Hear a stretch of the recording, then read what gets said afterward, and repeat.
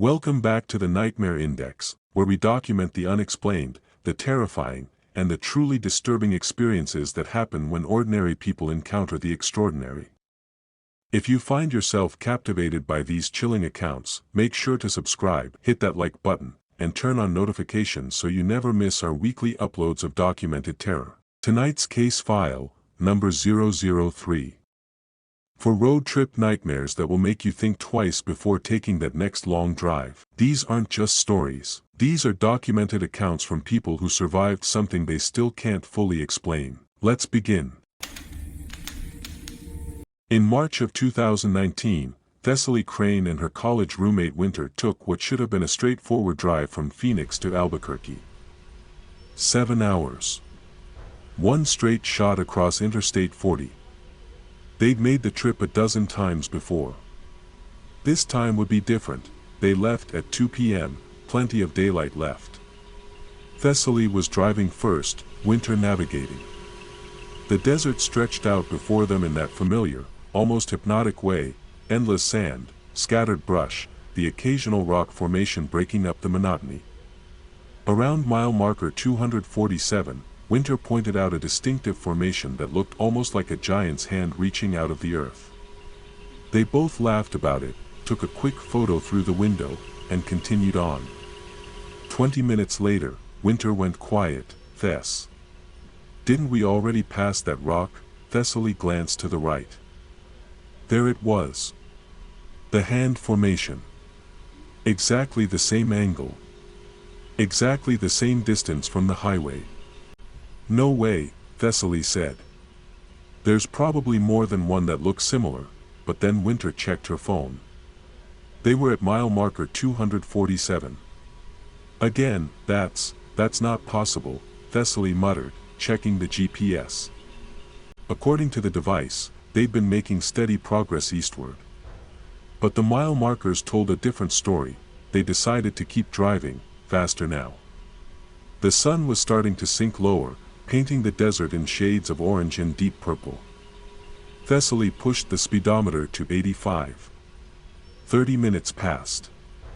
They should have covered at least 40 miles, mile marker 247.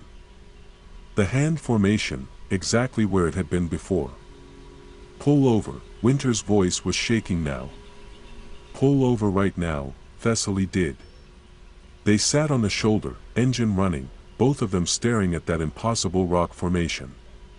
Winter pulled up the photo she'd taken earlier. The timestamp read 2:47 p.m. It was now 4:52 p.m. according to her phone. 2 hours. They'd been driving for 2 hours and hadn't moved. Maybe the GPS is wrong, Thessaly offered, but her voice carried no conviction. Maybe the mile markers are wrong, all of them. For 2 hours, they sat in silence, the only sound the gentle rumble of the engine and the whisper of wind across the desert. Then Winter noticed something else. Thess. Where are all the other cars? The highway stretched in both directions, completely empty. In over 2 hours of driving, Thessaly suddenly realized they hadn't passed a single other vehicle. Not one. Interstate 40 was never that empty. We need to turn around, Winter said firmly. Drive back to Phoenix. Thessaly put the car in gear and made a U-turn across the median. They headed west, back toward Phoenix. Back toward safety and sanity and a world that made sense. The sun continued setting, faster than it should have. They drove for an hour in increasingly tense silence. When Thessaly finally saw a mile marker approaching, she felt a flood of relief. Finally, proof they were moving. Mile marker 247, the hand formation, now on their left instead of their right. Winter made a sound somewhere between a laugh and a sob. We're going to die out here. We're going to die and they're never going to find us because we're not anywhere anymore. Don't say that, Thessaly snapped, but panic was rising in her chest like cold water. The sky was deep purple now, stars beginning to emerge. Her gas tank, which had been 3/4 full when they started, showed a quarter tank remaining. That's when they saw the lights. An old gas station materialized out of the gathering darkness. Not on any map Winter could find, not showing up on GPS. Just there. A single light pole illuminated ancient pumps that looked like they belonged in a museum. "Keep driving," Winter whispered, but Thessaly's tank was nearing empty. They hadn't seen anything else. No exits. No rest stops.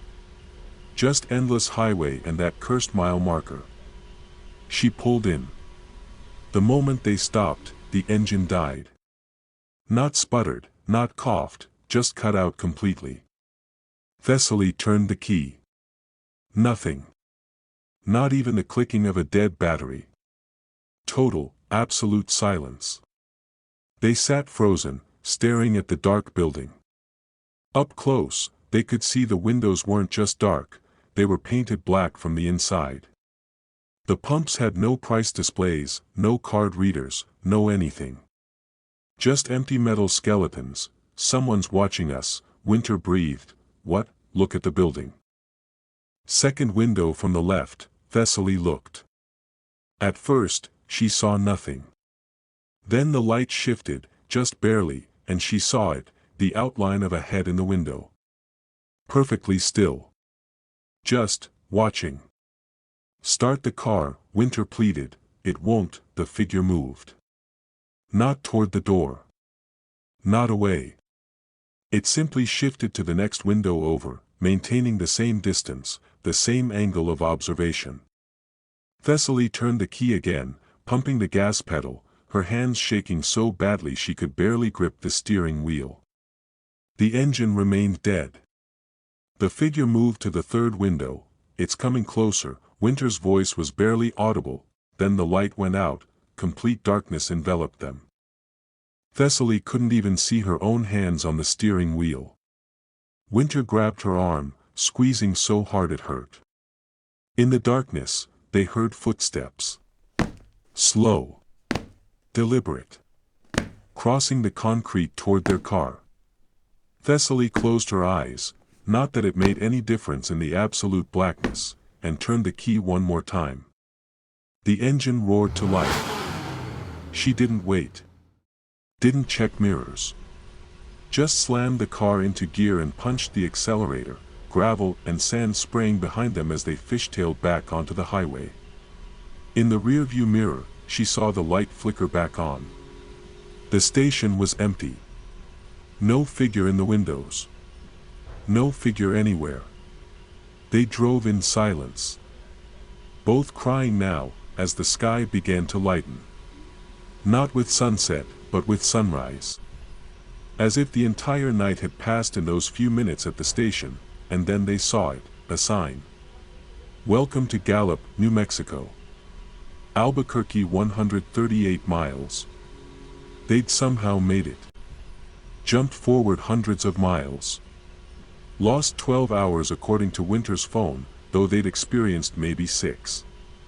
They pulled into the first parking lot they found, a crowded big box store, and sat among normal people doing normal things. Thessaly's gas tank read 3/4 full, exactly what it had shown when they'd started the trip. They never took that route again.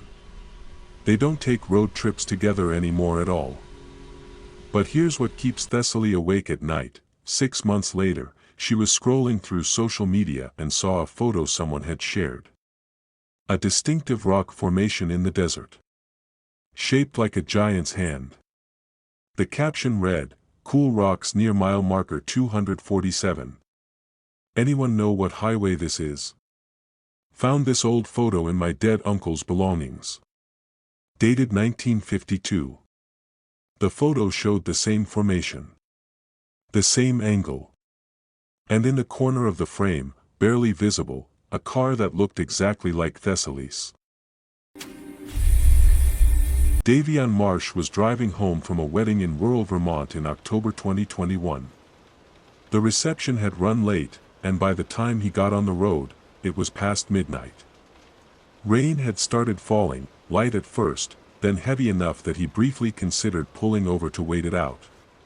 But home was only 90 miles away. He'd driven in worse weather. He pressed on. The highway wound through dense forest, the kind where trees form a canopy overhead and your high beams seem to get swallowed by darkness. Very few streetlights. Even fewer cars. Davion was about 40 miles from home when he noticed the smell, old cigarette smoke and something else. Something sweet and sickly, like flowers that had been left in a vase too long. He checked the vents, wondering if he was passing a farm or if something had crawled into the engine compartment and died. But the smell got stronger. He glanced in the rearview mirror, just a quick check, a habit, and his blood went cold. There was someone in the back seat. An old woman in a floral dress, soaking wet, staring directly at him in the mirror. Wispy gray hair plastered to her skull. Eyes that seemed too large for her face. Davion screamed and nearly drove off the road, correcting at the last second. He whipped around to look at the back seat. Empty. Heart hammering, he looked back at the road, then flicked his eyes to the rearview mirror again. She was still there. Sitting directly behind him, those huge eyes boring into his reflection. He looked over his shoulder again. Nothing. Just empty seats and shadows. Back to the mirror. There she was. "This isn't happening," he said aloud, his voice shaking. "This isn't real." The woman in the mirror didn't move. Didn't blink. Just stared with those impossibly large eyes. Davion tried to convince himself it was a trick of the light, a reflection of something outside. But when he adjusted the mirror, she adjusted with it, maintaining eye contact. He couldn't see her when he looked directly at the back seat. Only in the reflection. The rain was coming down harder now. He considered pulling over, but the thought of being stopped on this dark road with whatever that was, terrified him more than driving. So he kept going, trying to keep his eyes on the road, but compulsively checking the mirror every few seconds. Each time, she was there. Unmoving. Watching. Then her mouth opened. No sound came out, but Davion could see her jaw working, like she was speaking. Or trying to. Her reflection showed her mouth moving, forming words he couldn't hear over the rain and his own panicked breathing. He grabbed his phone, not even caring about the risk, and tried to take a photo of the mirror. The moment he raised the phone, she vanished from the reflection. He lowered it. She reappeared. "What do you want?" he shouted at the mirror. "What do you want from me?" For the first time, she moved. Her hand, pale, wrinkled, with long fingernails, reached forward in the reflection. Reaching toward his shoulder. Davion jerked away from nothing, the car swerving. When he looked again, her hand was still extended, but she wasn't touching him. Couldn't touch him.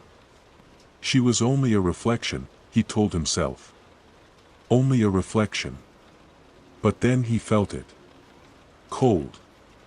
Spreading across his shoulder where her hand hovered in the mirror. Not touching, but so cold it burned.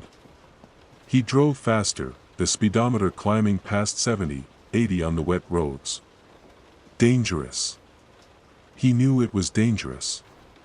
But the cold was spreading down his arm, across his back. And that smell, cigarettes and rotting flowers, was overwhelming now. The woman's mouth was moving faster, more frantically. Her other hand came up, pressing against the mirror as if trying to push through. In the reflection, her palms left wet prints on the glass.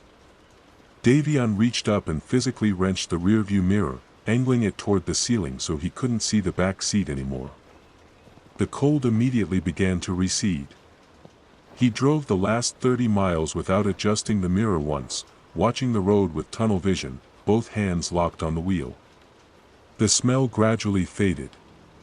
His shoulder warmed. When he finally pulled into his driveway, the rain had stopped. He sat in the car for 10 minutes. Working up the courage to check the back seat. Finally, he turned around. Empty. Completely dry. like no one had ever been there. But when he adjusted the rearview mirror back to its normal position, he saw something that made his stomach drop. A wet handprint on the inside of the rear windshield. Small. Female. The water already evaporating, but definitely there. Davion sold the car the next week. Told the buyer there was nothing wrong with it, just wanted something newer. He didn't mention what he'd found when he was cleaning it out before the sale. A soggy, decades-old funeral program wedged under the back seat. For a woman named Geraldine Voss, who died in 1987. In a car accident. On the same stretch of highway where Davion had seen her. On a rainy October night. The photo on the program showed a woman in a floral dress. With large, kind eyes that Davion recognized immediately. He tried to return the program to the funeral home listed, wanting to put it back where it belonged, to give her some peace. But when he looked up the address, he found only an empty lot. The funeral home had burned down in 1989. The program now sits in Davion's desk drawer. He's never opened it again. But sometimes, when he's driving at night, he catches himself adjusting the rearview mirror away from the back seat. Just in case. In June 2020, Saskia Flores and her boyfriend Oren were driving from Colorado to Missouri, taking back roads to avoid highway traffic. They were looking for authentic small-town America, the kind of place you could grab lunch at a local diner and talk to people who'd lived there their whole lives. They found it. Sort of. The town appeared around 2 p.m., nestled in a valley between rolling hills. Population 1,247 according to the sun-faded sign. Welcome to Prosper. Founded 1889. Quaint Main Street, brick buildings, American flags hanging from every lamppost. A perfect postcard of rural America. They pulled into a spot right in front of a diner called Maggie's Kitchen. Through the window, they could see plates of food on tables. Coffee steaming in cups. Looks busy, Oren said, unbuckling his seatbelt. But as they walked to the door, Saskia noticed something odd. She couldn't hear anything. No conversation from inside. No music. No kitchen sounds. Oren pulled open the door. The diner was empty. Not recently abandoned. Not closed. Empty, but active. Burgers on plates, steam still rising. Coffee still hot. A newspaper spread open on the counter, dated that very day. A cigarette burning in an ashtray, the ash long but still intact. Hello. Saskia called. Her voice seemed to disappear into the air, like the building swallowed the sound. No echo. No response. They walked between the tables. Food everywhere, in various stages of being eaten. A child's coloring book with crayons scattered beside it, a blue crayon still in motion from the last stroke. A cell phone face up on a table, showing 2:17 p.m., still counting forward. But no people. Maybe they're in the kitchen. Oren suggested, but his voice carried an uncertain edge. They pushed through the swinging door to the kitchen. Burgers on the grill, not burned but still cooking. A pot of soup bubbling on the stove. A radio playing, finally, some sound, but it was just static between stations, like someone had been adjusting it when. When what? They returned to the main room and went outside. The silence hit them again. Oppressive and complete. Okay, this is weird, Saskia said. Where is everyone? They walked down the main street. Every business was the same. Hardware store with the door propped open, customer service bell on the counter still gently swaying like someone had just rung it. Barbershop with a cape still draped over the chair, hair clippings fresh on the floor, scissors resting on the counter. Cars parked everywhere, keys in some of the ignitions, engines warm. They tried waving down a car driving past on the main road through town. But there was no traffic. They'd seen cars on the highway before turning off. Now, nothing. Oren, I want to leave. Yeah, same. Let's go. They started walking back to their car, their footsteps impossibly loud in the silence. That's when Saskia noticed the clock on the town hall. 2:17, the same time as the phone in the diner. But they'd been exploring for at least 20 minutes. She checked her own phone. 2:17, Oren, look at your watch. He did. His face went pale. My watch stopped. A sound finally broke the silence. Laughter. Child's laughter, coming from somewhere nearby. They spun around, searching for the source. The playground across from the town hall sat empty, swings hanging motionless. But the laughter continued, echoing from everywhere and nowhere. Car. Now, Oren grabbed Saskia's hand, and they ran. They reached their car and Oren fumbled with the keys, his hands shaking. The laughter was getting louder, more insistent. Not joyful. Wrong somehow. Too high-pitched. Too fast. The engine started, thank God, and Oren threw it in reverse. As they backed out, Saskia looked toward the playground. A child stood there now. A little girl in an old-fashioned dress, the kind from maybe the 1950s. She was completely still, facing them. Drive, drive, drive, Saskia urged.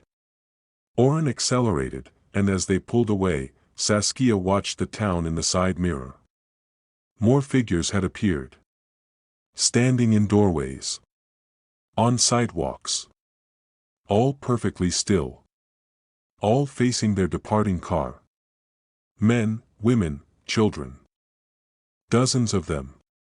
They hadn't been there 30 seconds ago. The car rounded a bend, and the town disappeared from view behind the hills. The moment it did, time seemed to resume. Saskia's phone showed 2:58 p.m. 41 minutes had passed, though it had felt like maybe 20. They drove in shaken silence for 10 minutes before Oren spoke. We should report this. Something happened to those people. What would we report? That we found a town where everyone disappeared but left their lunch behind. They'll think we're insane. So we just, don't tell anyone. Who would believe us? They decided to at least document what they'd seen. Saskia pulled out her phone to check the photos she'd taken. She'd snapped dozens of shots in the diner and on the street. Her photo gallery showed nothing. Every photo from the town was gone. Not deleted. Just, gone. Like they'd never existed. She checked her phone's storage. It showed she'd used the data. The photos had been there. The phone remembered them. They just weren't visible anymore. When they got home, Saskia spent hours searching online for the town. Prosper, founded 1889, population 1,247. She searched maps, census data, historical records. Nothing. No town named Prosper in that area. No town matching that description. The roads they'd taken existed, but according to every map, there was nothing between those rolling hills but farmland. Oren started having dreams about the town. Always the same, standing in the middle of Main Street at 2:17 p.m. Surrounded by those silent figures, unable to move while they slowly close in. 3 months after their trip, Saskia found something. An archived newspaper article from 1962. A town in that general area, though not named Prosper, had been evacuated due to a gas leak. Population 1,247. The evacuation happened on June 17. At 2:17 p.m. The article mentioned that several residents refused to leave, barricading themselves in their homes and businesses. Officials eventually gave up trying to force them out. A follow-up article 2 weeks later noted that when emergency services finally entered the town, they found it completely empty. Food still on tables. Engines still running. No bodies. No signs of struggle. The gas leak was never found.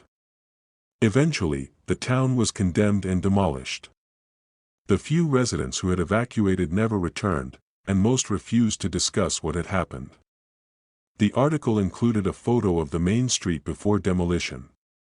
Saskia recognized every building. But according to the article, the town had been demolished in 1963. The land returned to farmland by 1965. So what had they walked through? Saskia printed the article and keeps it with their trip receipts. There's a charge on their credit card from that day, $34.67 at Maggie's Kitchen in Prosper. She never noticed it until months later. They hadn't bought anything. Hadn't touched anything. But something charged them anyway. Last year, Saskia received an email from an address she didn't recognize. No message, just an attachment. A photo. It showed Main Street in Prosper. The same buildings. The same angle. In the foreground, sitting at a table in Maggie's kitchen window, were two figures. One looked exactly like Saskia. One looked exactly like Oren. Both staring out at whoever was taking the photo. Both completely still. The timestamp on the photo read 2:17 p.m. The date was from last week. Neither Saskia nor Oren have been back to that area. They haven't driven through rural Missouri since. And they've never told anyone the full story. Until now. Birch Kelso was driving solo from Seattle to Boise in November 2022. He'd been to a conference and was heading home, starting the drive around 9 p.m., later than ideal, but he wanted to get home to his own bed. The route took him through mountain passes, winding roads with dramatic elevation changes. Beautiful during the day. Isolating at night. About 2 hours into the drive, he noticed a car behind him. Not unusual, it was a main highway. But something about it caught his attention. It was maintaining the exact same distance. Not passing, not falling back. Just, there. Always the same gap. Birch slowed down a bit. The car behind slowed proportionally. He sped up.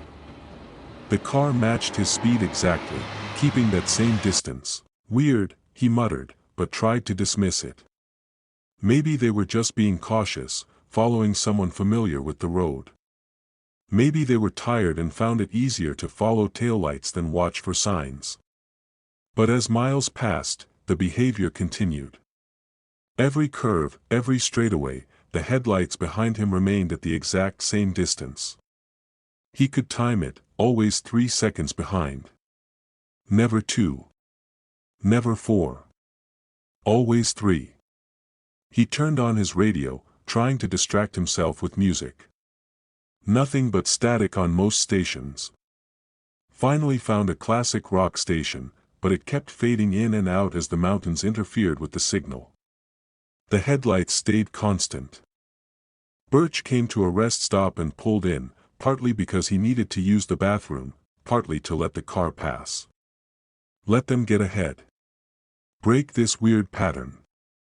He parked, turned off the engine, watched the highway. The car passed the rest stop entrance, slowed, then continued on. Birch let out a breath he hadn't realized he was holding. He used the facilities, a dimly lit, poorly maintained rest stop bathroom that smelled like industrial cleaner and desperation. When he came back out, the parking lot was empty except for his car. He got back on the highway, actually feeling better. Just paranoia. The mountain darkness playing tricks on his mind. 10 minutes later, the headlights appeared behind him again. Same distance. Same 3-second gap. No way, Birch said aloud. No way, that's the same car. But he knew it was. The headlights had a distinctive pattern, one slightly dimmer than the other. He'd noticed it before. Same car. Somehow, it had waited for him and fallen back into the same position. His palms started sweating. He tried something new. Saw a turnoff ahead, one of those scenic overlook points. At the last second, he veered into it without signaling. A sharp turn that would be hard to follow without warning. The car behind him turned too, perfectly timing the maneuver despite having no signal to anticipate it.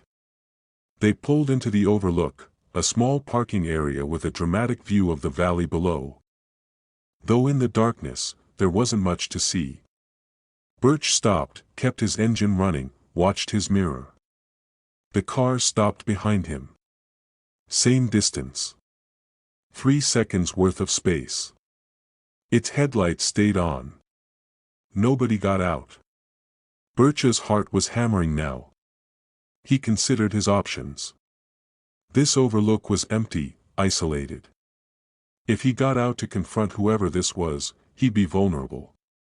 If he stayed, they were at a standoff. He decided to leave. He pulled forward slowly, looping around the parking area to head back to the highway. The car followed, maintaining that same precise distance. Back on the highway, Birch pushed his speed up to 80. The limit was 65, but he didn't care anymore. He needed to either lose this car or get somewhere with people, lights, safety. The car matched his speed exactly. 90. The car stayed 3 seconds behind.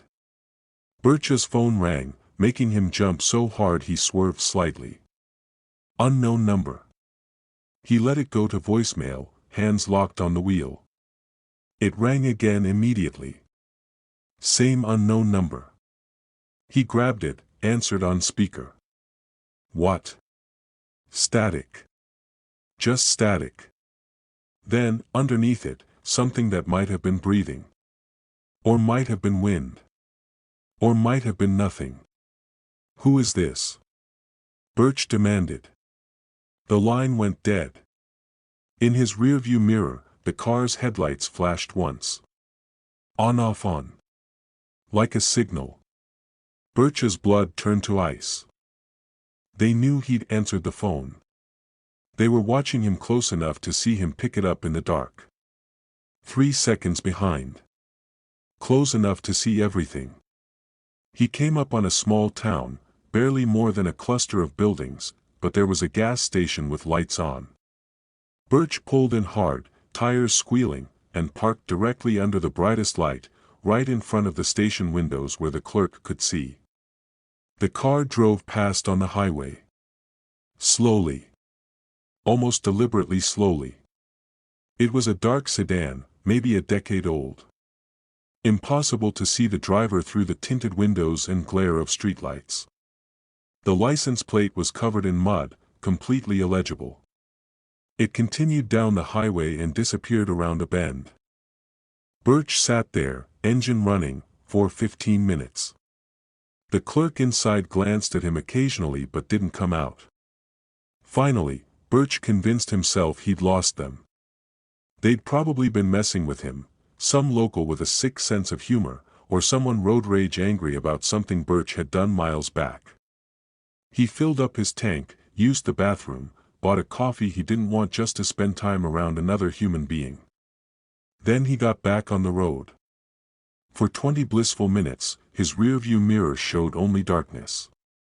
Then the headlights appeared again. Same distance. One slightly dimmer than the other. No, no, no, no, no, Birch was openly crying now, fear and exhaustion overwhelming him. What do you want? His phone rang. Unknown number. This time, he answered immediately. What do you want from me? Silence. Then a voice, distorted, like it was being played through a broken speaker, keep driving. The line went dead. The headlights flashed. Once. Birch realized with creeping horror that they weren't trying to catch him. They were hurting him, keeping him moving in a specific direction. Every time he tried to stop, to turn around, they'd adapted. Waited for him. Followed him back onto the eastward route. They wanted him going this direction. But why? Birch checked his GPS. According to it, he was still on the main highway. But the map looked wrong. His route line was showing him going through areas marked as forest, not road. The arrival time kept changing, 2 hours, 5 hours, 12 hours, counting backward and forward randomly. His gas gauge was dropping too fast. He'd just filled up, but it already showed half empty. The phone rang again. He answered without speaking. Exit 47. The distorted voice said. Take exit 47. Why? What's at exit? The line went dead. Birch saw the sign, exit 47, 2 miles ahead. According to his GPS, the exit didn't exist. According to the sign, it led to Ridgemont Services. He'd never heard of Ridgemont. He considered blowing past it, but his gas situation was becoming critical. And some desperate part of his brain thought that maybe, finally, if he complied, this would end. He took the exit. The car followed. The exit ramp wound down and around, longer than any exit ramp Birch had ever seen. It seemed to spiral downward into darkness, the forest pressing close on both sides. No lights. No reflectors. Just the tunnel of his headlights and those other headlights, always 3 seconds behind. Finally, the ramp ended at a stop sign. No intersection. No road crossing. Just a stop sign in the middle of nowhere, facing a wall of trees. Birch stopped because he had no choice. The road ended. The car behind him stopped. 3 seconds back. Both engines idling in the darkness. Birch's phone screen lit up. Text message. Unknown number. Get out. His entire body was shaking. No. No, I'm not getting out. Another text, get out. The car behind him revved its engine. Once. A threat. Birch looked around desperately. There was nowhere to go. Trees blocked everything except the ramp he'd come down. Going back meant passing the other car. Going forward meant, what? Driving into the forest. His phone rang. He answered. Last chance. The distorted voice said. Get out. Walk into the trees. Straight ahead. 100 paces. And then what? You'll see what you're supposed to see. I'm not. The car behind him lurched forward, closing the gap. No longer 3 seconds. Right on his bumper. It hit him. Not hard, just a nudge. But enough to push his car forward a few feet. It reversed, then lurched forward again. Another nudge. Okay. Okay, I'm getting out. Birch opened his door, legs barely supporting him. The cold mountain air hit him like a slap. He could see his breath. Behind him, the other car's engine continued rumbling. The driver's door didn't open. Whoever was in there stayed inside, headlights illuminating Birch's car and the trees ahead. Birch pulled out his phone, turned on the flashlight, and started walking.